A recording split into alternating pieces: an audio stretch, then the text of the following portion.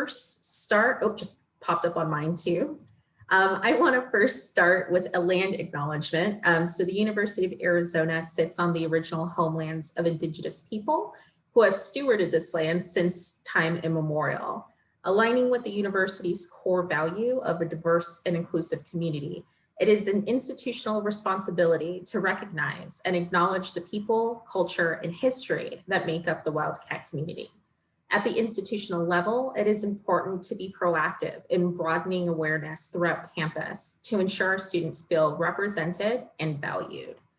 So the topic of today's workshop is best practices, recognizing and responding to bias on campus.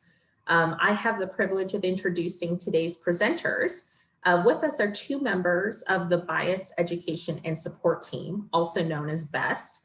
We have Vida Kowalski, Assistant Dean of Students, Student Assistance and Accountability, and Nina Pereira, Director of Residential Education. So without further ado, I want to go ahead and hand it over to Vida and Nina so they can introduce themselves and get us started. We will be monitoring the chat, so if you have any questions that pop up throughout, please feel free to put them in there and we'll address those at the end. And Trinity and Jane will be running the back end for us as well today. So Vida and Nina, take it away. Well, good morning, everyone. My name is Vida Kowalski, as introduced. I am in the Dean of Students office, and one of my roles is to chair the Bias Education and Support Team. And I've been here over 25 years. I recently came back to the university. I tried to retire from another career, lasted for about 11 months, and then was called back to the university. So I am here because I want to be. I'm here because I love the work of this institution. I'm here because I love my interaction with our students, our faculty, and our staff. And I'm hoping that through my work that I am contributing to a value, I guess, to this community as it relates to being welcoming, being inclusive, those sorts of things. So thank you for being with us today. Yes, thank you. My name is Nina Pereira, as introduced, and I work in housing. And so I was fortunate to be asked to serve as part of the BEST team, which was formed this past summer in 2020, to really kind of work together towards the university's commitment of inclusivity, and lend the perspective of housing and kind of our student lens and the incidents that might occur to our students, particularly those living in the hall. So I'm excited also to get to work as part of the BEST team. We wanted to start off today by just talking a little bit more about what BEST is and what our purpose is.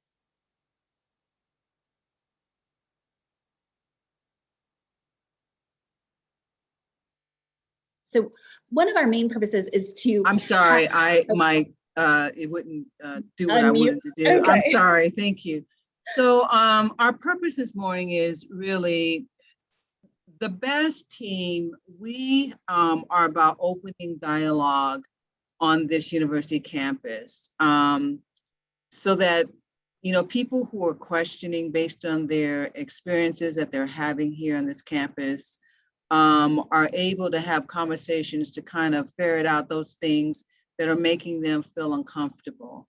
Those situations and experiences that for some people, they may be asking the questions such as, am I valued? Am I welcomed? Am I safe? Based on the actions, behaviors, and language that people may be exhibiting in and around our campus. And so we exist, I would guess, to support individuals who are going through these various situations. We want to support academic freedom. We want to support freedom of speech.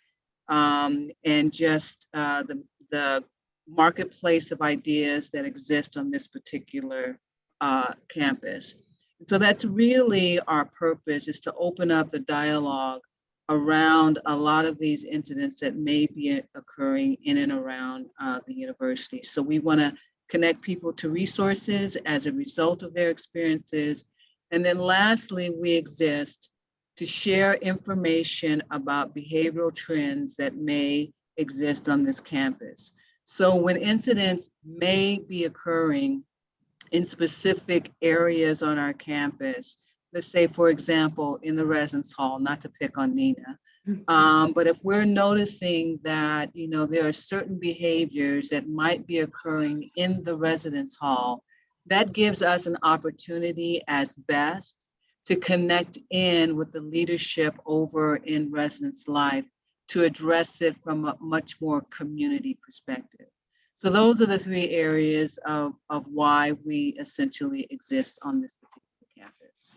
Our jurisdiction is with university student, staff, and faculty, where we just do not engage issues as it relates to students, but we also know that staff and faculty may be experiencing some incidents on bias on our campus, and so we want to be a resource to everyone on this campus. And we're looking at university-sponsored events or things that happen in and around the university campus proper. Great. So everyone has the option to submit a report to BEST and let us know that they have been told of or personally experienced some form of bias and they'd like to make a formal report of that. When we get that, we go ahead and we review the content to see, what information do we have? What more information do we need? All of the individuals in there can talk about, are you wanting contact? Can we reach out and contact you? And then our goal is to have a conversation with the person who is the reporting party. We want to better understand what they experienced, what happened to them, and how we can assist. And based on that conversation, we may determine that we're going to talk to others who were involved in the incident. We may talk about other resources where we want to reach out for additional support for the individual who's reported. Sometimes it might be necessary for us to reach out to the person who may have caused the harm or done the bias incident. So we really want to do that. We might find that it's really beyond the scope of what we do at BEST. So we might determine that from the information that they're telling us, this does violate human resources policy, and we want to refer that back to human resources. Or we might find that this really does seem like it might elevate to the level of harassment or discrimination, in which case we're going to refer that to the Office of Institutional Equity, or maybe it's a code or a policy violation, in which case it would go through the conduct system. So if we determine that, we definitely refer the report to the appropriate party. But if it doesn't raise to that, then our real goal is to provide education and resources.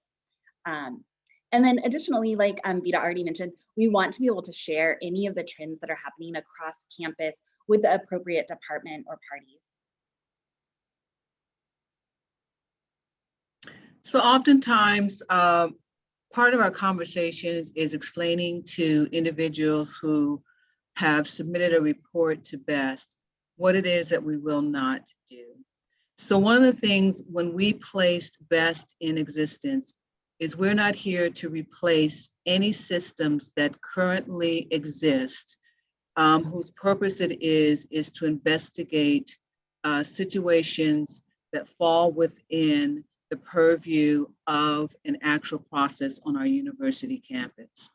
So for example, if it is something that needs to rise to the level of the Office of Educational Equity, if OIE, if it is more appropriate for them to address that situation, we are automatically going to refer to them. If it's a situation where it's behavioral conduct that needs to be addressed by the Dean of Students Office, it's going to go through that process. So we are very clear that we are not an investigative body. We do not have the authority to hold individuals accountable. And so therefore, we do not have the authority to discipline anyone for behaviors that rightfully should be addressed through a university process that already exists. And of course, we're very clear that BEST does not exist to restrict speech or academic freedom.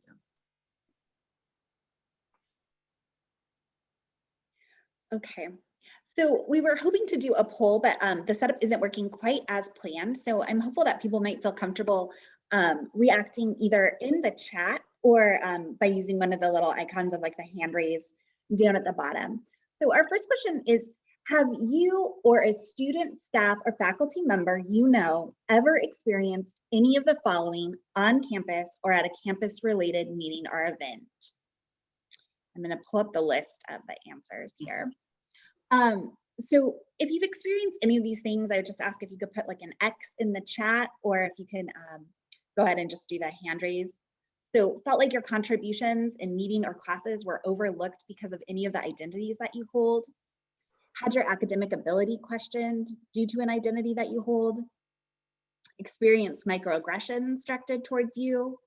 Felt discriminated against. Received harassing or insulting email messages, phone calls, voicemails, comments on social media.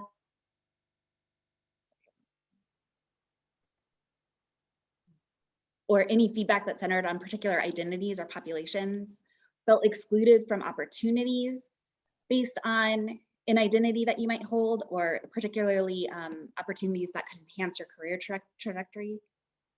Been in classes or meetings where others have made racist, sexist, nativist, homophobic, transphobic, or other prejudiced comments about a person or a group of people.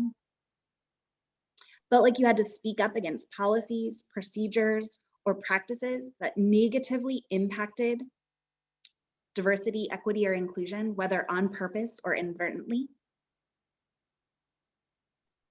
So we didn't know what type of response we would get from the poll. And we were hoping that we would kind of have some sort of numbers to share out with you. But just looking right now, it looks like several participants have raised their hand or still have their hands raised to indicate that they've experienced some form of bias on campus or in the workplace. So I do want to ask if anyone feels comfortable kind of sharing if you felt like you knew the appropriate resource to go to once you experienced that bias. Yes.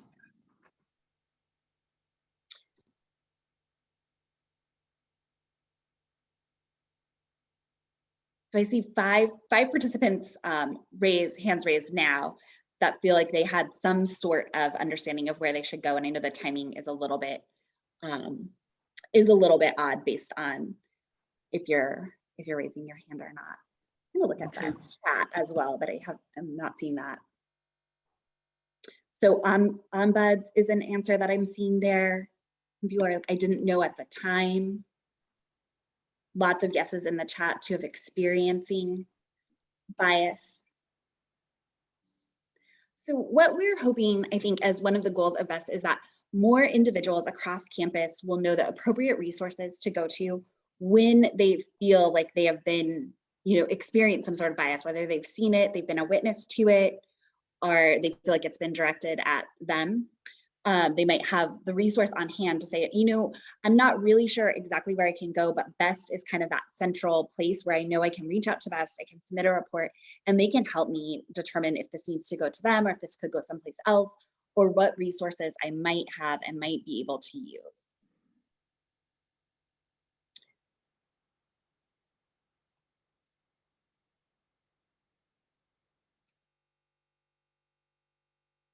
Our next part of our presentation today, we wanted to talk a little bit about a case study and have small groups read the case study, kind of go through it and determine, is this, something that I know how to handle? What would I consider? What are kind of some of the things to think about here? So I'm going to share a different screen in a moment so that we can kind of read through the case study.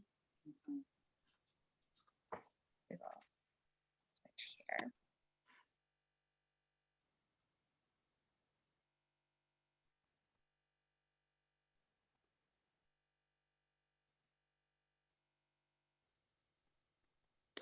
We'll also put this into the chat, but the chat doesn't copy like super nice for a whole paragraph. So I'm going to ask if Vita doesn't mind reading over the case study for us quickly, and I'll put this into the chat. Sure. So this is entitled When Provocative Content Causes Harm, Exploring Boundaries of Protected Speech and Academic Freedom. So Dr. Jones, a tenured faculty in the Women's Studies Department, teaches a course called The Female Mystique Past and Present. And in this class, students often engage in spirited discussions that have been engaging, respectful, and educational. But today's hot topic discussion, the stereotyping of women in reality TV, seems to feel a little different. And after showing a clip from a reality TV show with a primarily African-American female cast, class members began to debate and share their views. And in the chat, Dr. Jones notices certain statements that are being written, such as ghetto hood rats all day. I can't understand what they're saying. Proper English, people. And why do they dress like that? Dr. Jones notices that the only African-American student in the course has turned off her video. The discussion changes in tone, with half of the class angry about the comments made in the chat and the other half defending the written statements as freedom of speech. Dr. Jones, seeing that the conversation has gotten too heated, ends the Zoom connection. And then later that day, the provost starts receiving phone calls from parents and students complaining about what happened in this class and calling for the resignation of Dr. Jones.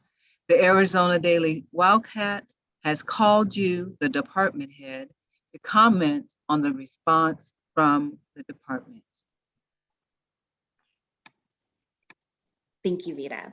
So that is the case study, and I did try to copy that into the chat, so I'm hopeful that that did copy for you.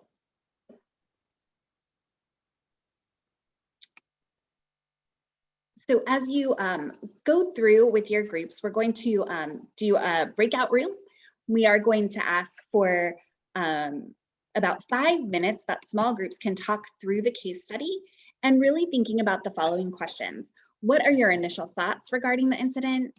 Do you feel there's anything that could have been done prior to the incident to potentially prevent the situation? If so, what could have been done? If not, what should be done in reaction to the incident? And then what are the potential next steps you could take? And what campus resources can you brainstorm to assist in addressing the incident concerns or support the individuals impacted? I will also cut and paste those questions into the chat as we go into the breakout rooms. And so we're going to be in about groups of 10 or 15. So I'd ask that you all unmute and talk through the case study and kind of what are some of your responses to those questions for about the next 5 minutes. Mm-hmm.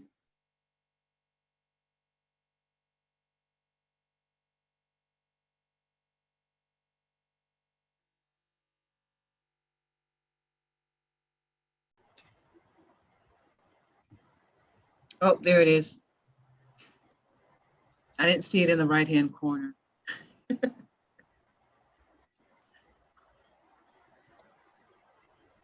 Okay, perfect. We're coming back. I know that that was a really fast time to share, so I'm sure that everyone didn't kind of problem solve fully what to do in that.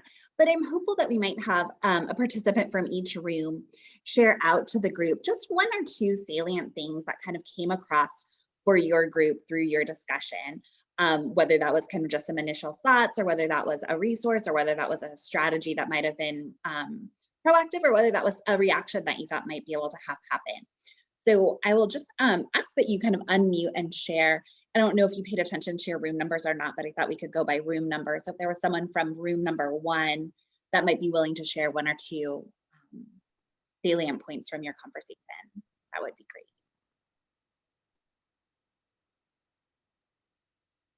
I think I was in group 1. The conversation was, there were a few great points, but creating ground rules prior to showing the video, maybe introducing specific topics, instead of shutting off the Zoom meeting, do maybe like an email follow-up to all of the students who participated. And then finally, it's a learned skill set that not everyone has. So topics and conversations like this are really important. Not everyone has the skill set or knowledge to address it. Great, thank you for sharing that. Is there anyone from room 2 who might share some points from your conversation? That was our group. Does anybody from our group want to speak up besides me? I always talk, so I'm willing to let somebody else talk.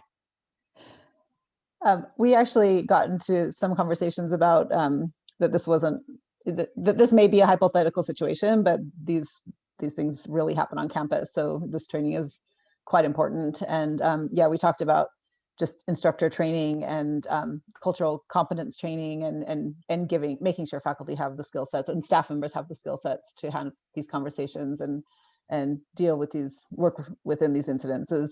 But also there was another good thought, so I'm hoping somebody else will jump in from our group because I'm blanking on it. We were having way too much fun talking. But yeah, mostly just faculty preparation, and then yeah, establishing the ground rules. So, you know, in the syllabus itself, making sure if it's a class, making sure that students understand, you know, that this needs to be a safe space and what the ground rules are for behavior and discussions. Thank you. Grace, I saw your hand up. I wasn't sure if you had something to add. Actually, no, I have no idea what group number I was in. Okay. So I am willing to share. I just don't know what group we were in. Great. Do you want to share some of the ideas from your group? It's okay. We can go out of order. Well, No one of the interesting things is that one person really felt that Dr. Jones did the wrong thing in choosing a video that was almost exclusively African-American or Black people. And it then came down to, was it an appropriate video to begin with? Was it something that was misrepresenting even African-American Black culture? And that got the students going. That was an interesting take on it that I had not even considered. And then we also came down to the fact that Dr. Jones should have laid some ground rules even at the beginning of class, that we're going to see this video and there is appropriate and there is inappropriate language and responses. And then if Dr. Jones had not done that, rather than shutting everything down, Dr. Jones could have pulled back and said, wait a minute, we're going to talk about ground rules now, and, you know, explain things and kind of get things back on track. But then people also commented that in the moment, you may not think very clearly on your feet, especially when something like this happens and you aren't prepared for it. Right. So it's understandable that Dr. Jones did what they did. Thank you, Grace, for sharing. I think there's some definite key pieces to that, and that there could have been some proactive measures probably, and kind of just being really mindful of the content that we're selecting for our courses, whether that's a video that we're showing or something that we're reading, and then making sure that they're prefaced appropriately so that people do have an understanding of kind of why this is being used or in what manner it is going to be used for. And then I think one of the other groups talked about, it's important to have case studies like this and talk through these things, because then you maybe have that practice before you're in the moment, which then touches really, really nicely on what you're saying. When something like this happens, it's not too late to step back and address it, but you might not be prepared, or you might be somewhat in a different state that doesn't let you do that as effectively as if you had practiced that response. So I like those. So I think we have a couple more rooms. So if you're in a room that hasn't shared yet, I'm wondering if you would want to share anything different or additional. I was in room 5, and I take absolutely no credit for anything but writing these down. So thank you for the people in our group. One option we discussed was don't disconnect, like diffuse. I totally take the point of like panicking in the moment, but if you can have your head about you. But the other one was to set up ground rules ahead of time so that you're not panicked in the moment. You can say, hey, we all agreed on these ground rules in the first instance. So those came from group 5. And please, other members of group 5, if there's anything to elaborate on, would you?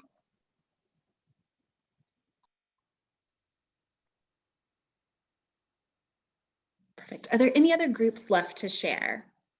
And even if your group has already shared, if you feel like you have something that would be helpful, please feel free to share.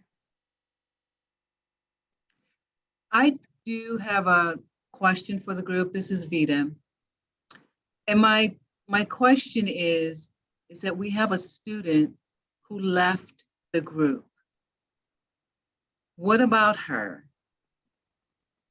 What about our response to her? What are some suggestions, some thoughts?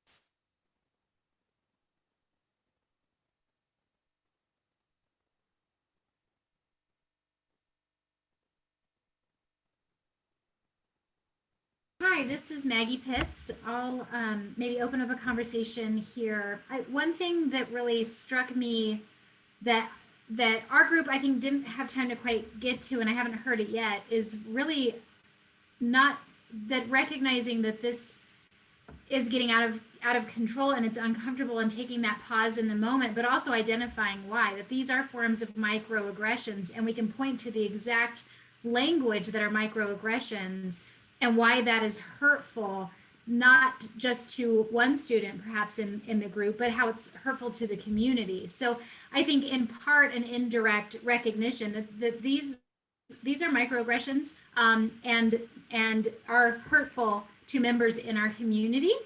But then I would think,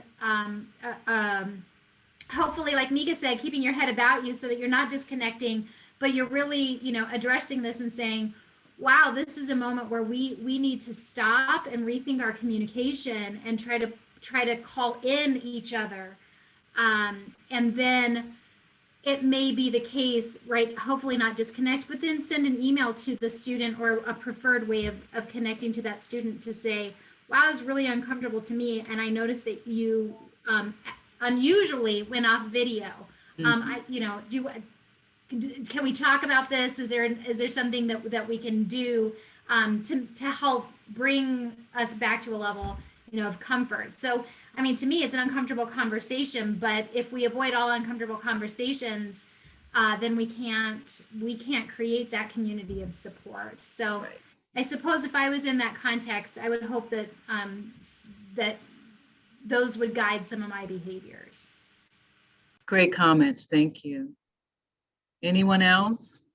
If I could just piggyback on what Maggie said, I think it was really powerful to give the student a voice and also leave it open-ended. We can kind of draw a conclusion as to what they probably went through and why they tuned out. But in order to not assume, just one, recognizing that, yes, we noticed you probably felt uncomfortable, and then just giving them that opportunity to talk about how they felt and what they might be thinking of it. And it will be a learning opportunity for everyone. But the worst thing I think could be done in that case is to act as if we didn't notice that the student was uncomfortable, and then just to move on. Right. So it sounds like conversations are not only happening in the moment and we have these reactions to them, but that importance of reflection and follow-up. Yes. And one thing that we talked about in our group that hasn't been mentioned yet is there was failure on the faculty members' part to not anticipate this. And so, when I go into a classroom, I often think like, what's kind of the worst thing that could happen today? And I think that's an important strategy. And maybe that's because, that's what I think when I walk across campus at night, like I just have to like always be like a little bit on guard, which stinks, but it's the way of the world. And as a white woman, I've got a lot of privilege. And so, it's not just about ground rules for that one class session, but it's about setting up the whole course and having conversations about, we're going to have really difficult conversations. And these are not just ground rules, but expectations for each other as human beings. Mm-hmm.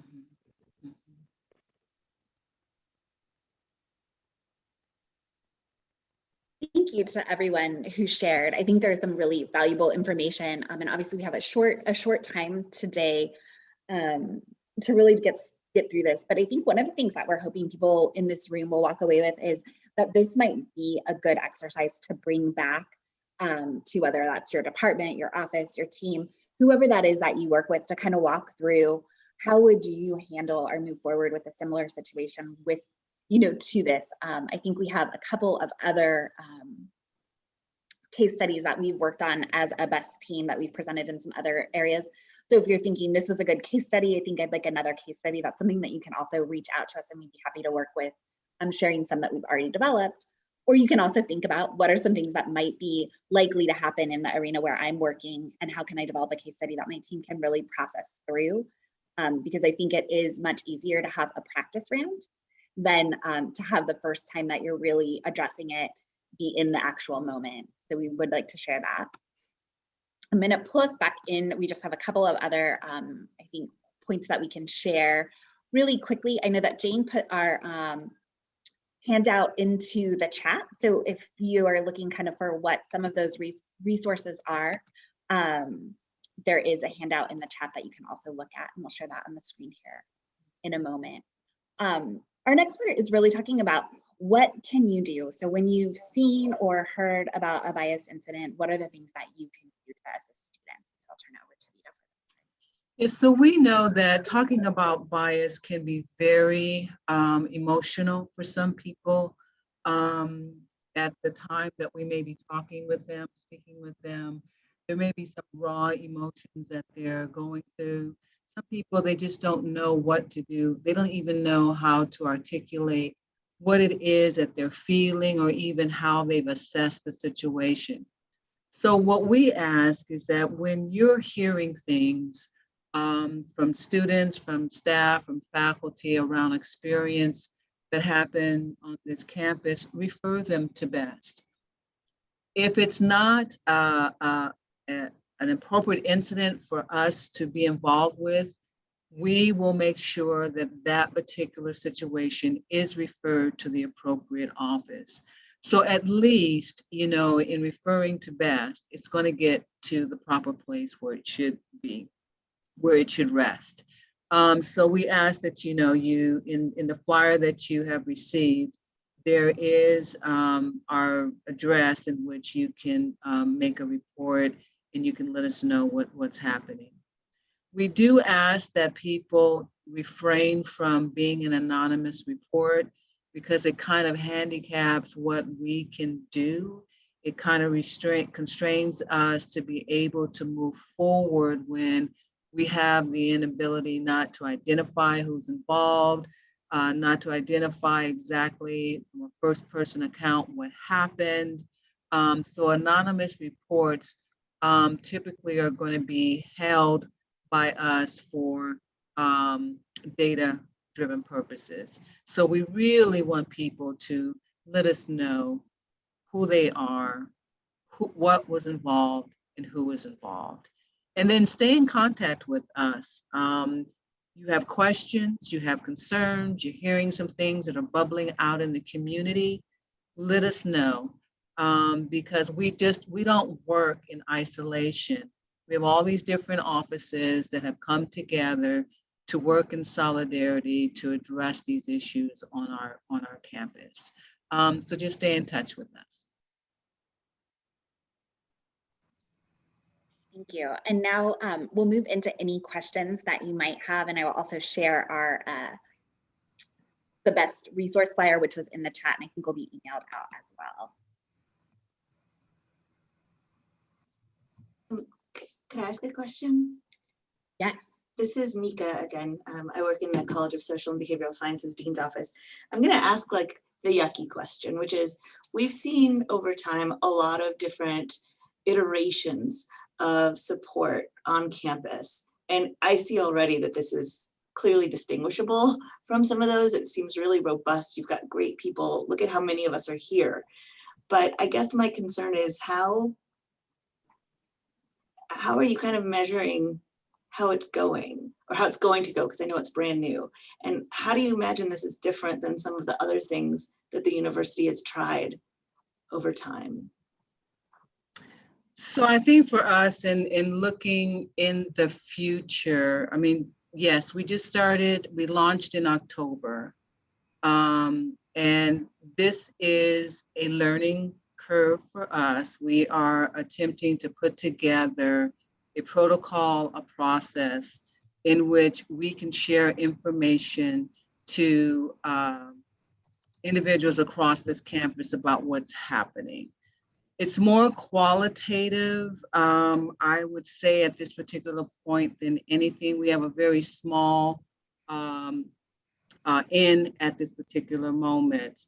But the hope is that as we continue to gather information, what will happen is it may highlight some trends on this campus, meaning where certain things are happening, who they're happening to, and who might be the cause of some of the expressions that are occurring on this campus. So we're hoping that as a start, there'll be some qualitative information that we can share throughout the campus about what's happening. One of our goals is if we're seeing a trend somewhere, it's our responsibility to go to that particular office or area and say, we're noticing some things are happening in this particular area, and we're hoping that that particular office, department, area will address that issue and then serve as a resource to that department or area. Yes, Ombud still exists. I know that they're currently going through, Jane, are they going through a reboot? What's happening there? The idea of an ombuds office still exists. Trinity, Okay. correct me on this, but there isn't an ombuds office for folks to consult with right now because there is a shift from the model that we had here that was sort of the original ombuds model towards what are now best practices across the country. Sure. That will be much more confidential, essentially. I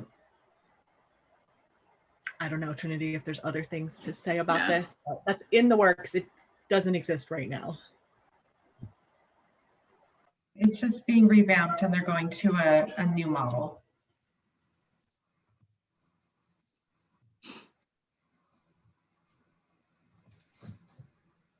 So we have about 2 minutes left. Not sure if anybody has any final questions or any additional thoughts that we weren't able to get to regarding the case studies, or just any, conversation points that they wanted to address.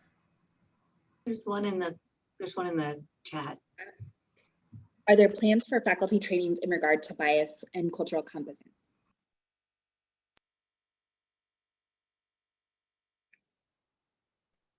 So I do believe that there are some ongoing conversations about what should that training look like, what should that look like at the university level. As far as BEST goes, though, for our presentation right now, I don't think that this is in the area that we're doing, but we have been going to lots of different individual groups to kind of talk about what BEST is and do kind of a quick touch on some training things, but not an in-depth detailed training from BEST.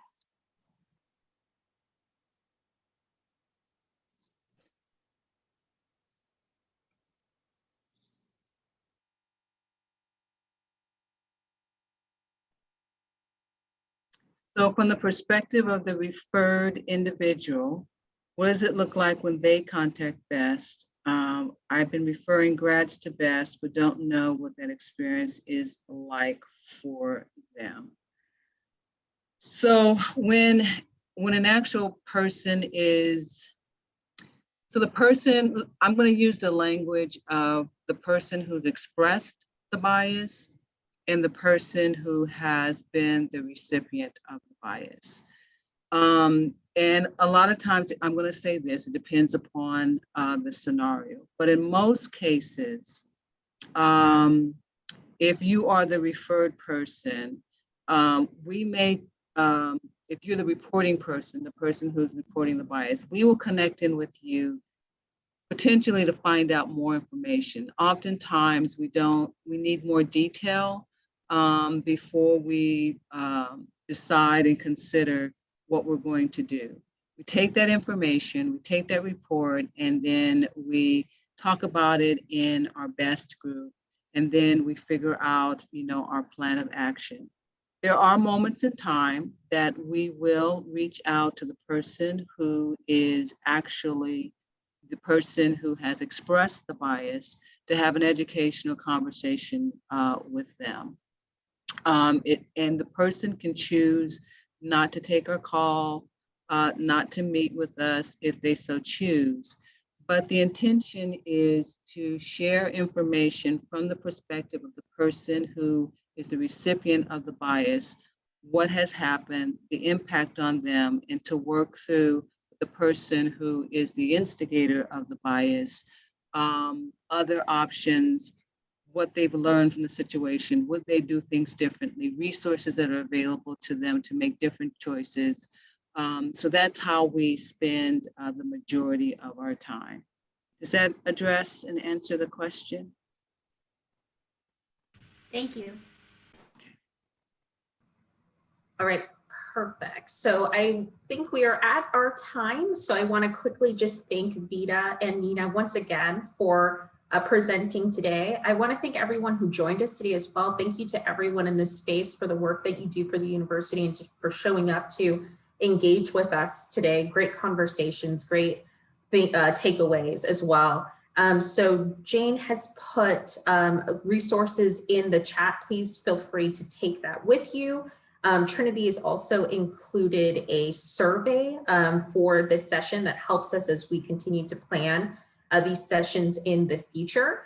The recording will be available in a couple of weeks once we're able to edit that, and that will be posted on the diversity.arizona.edu Future Leaders Workshop website as well. So once again, thank you all and have a great day, everyone. Have a good rest of your week.